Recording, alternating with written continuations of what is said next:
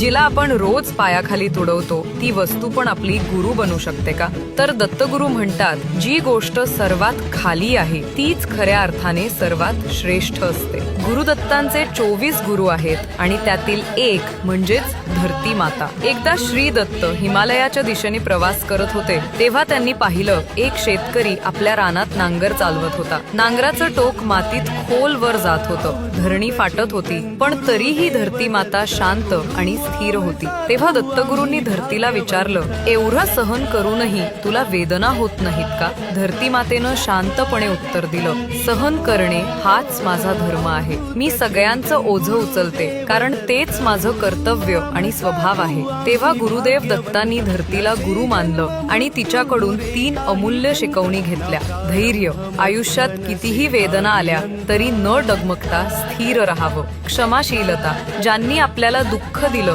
त्यांनाही माफ करून पुढे जात राहावं. निस्वार्थ सेवा, कोणतीही अपेक्षा न ठेवता प्रत्येकाची मदत करत राहावं. म्हणूनच म्हणतात, धरती ही केवळ माता नाही तर श्री दत्तांची प्रथम गुरु आहे. श्री गुरुदेव दत्त.